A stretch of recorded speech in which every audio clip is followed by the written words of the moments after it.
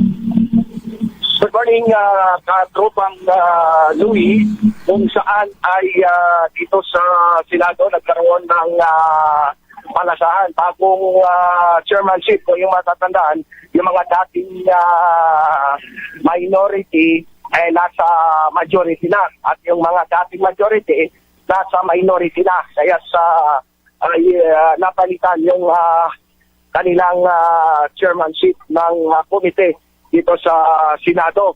So, itinalaga ng Senado yung mga bagong committee ng chairmanship sa bagong itirato nga, si Senate President Alan Peter Cayetano. 4 na mga senador yung inalisan ng chairmanship sa ilang mga komite. Kabilang nga rito, Senador Risa Hontiveros, na dating chairperson siya ng Committee on Health. Si Hontiveros ay pinalitan siya ni Senador Bongo. Nandoon na kay chairman ni Senador Bongo ang health.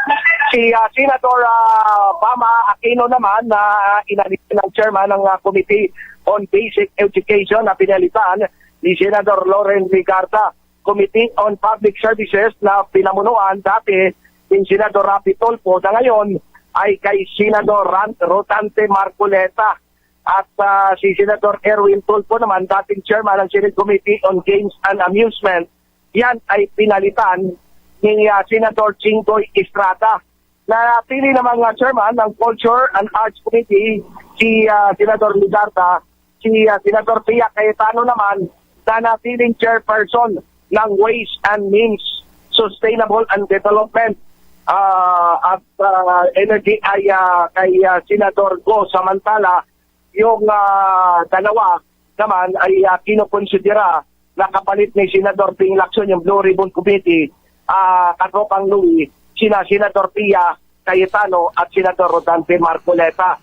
Yan yung ilan sa mga nangyayari kahapon dito sa Senado, kung saan ay may mga reaction na rin. Merong sa DOJ, yung resolution, kung itatanong mo sa akin kung anong reaksyon ni Jinggoy doon sa resolution ng DOJ na i-rekomenda siyang kasuhan, tinawag ni Jinggoy Estrada na nakakalungkot daw yung naturang rekomendasyon at tinawag niyang hindi makatarungan. Yun ang sabi niya, yung resolution ng DOJ na siya kasuhan. At yung pagkakasangkot niya sa kickback at flood control anomaly, sinasabi niya, dumaan yan naman yan, malinaw, sabi ni Senador Jinggoy Estrada, na dumaan yan sa Senate Legislative Budget Research and Monitoring Office, na yan ay walang nakita doon na nagpapakitang nagpasok siya ng anumang insertion ng 2025 national budget sa katropang Louie. Okay.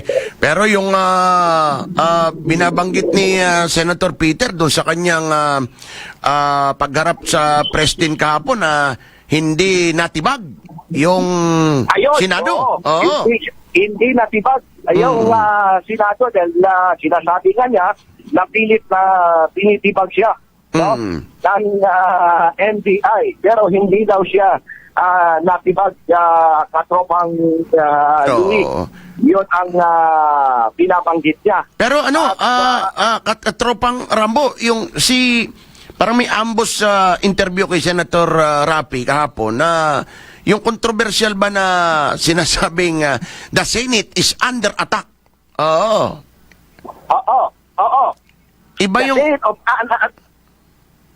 ang binabanggit ni Senator Rapi sa ambos interview ay magtrabaho na lang muna tayo. Huwag muna natin pag-usapan yan. Basahin natin yung rules ng articles of impeachment. Yun. Dahil hindi makakatulong sa atin yan. Dahil hayaan na natin yung ang investigador, yung magkapilang panig, yung CICG at usa mag-imbestiga. At yung Sergeant of Armsman, kung yung itatanong sa akin, si Aplaska, nanawagan siya sa media na huwag maging hadlang para malaman yung buong bayan, yung buong katotohanan. Yun ang binabanggit ni Retired General Mau Aplaska. Then siya yung siya yung unang inamin niya na paputok ng baril, di ba? At pinabanggit niya Katropang Louie na huwag maging hadlang. Dapat malaman ng buong bayan, buong sambayan ng Pilipino, yung naganap na shooting incident sa Senado, dito sa Senado, noong Mayo 3. Nagpasalamat din siya, si Plascada, at least walang nasawi, no? Sa panig ng NBI at USAA. At binabanggit niya na magamat sinuspindi siya sa ombudsman ng 6 na buwan, at tatanggap na rito sa Senado na nanatili siyang USAA chief pa rin dahil nga sa pag-uusapan pa Katropang Louie ng senador, ng mga senador, kung ano ang gagawin nga pang kakanya. No?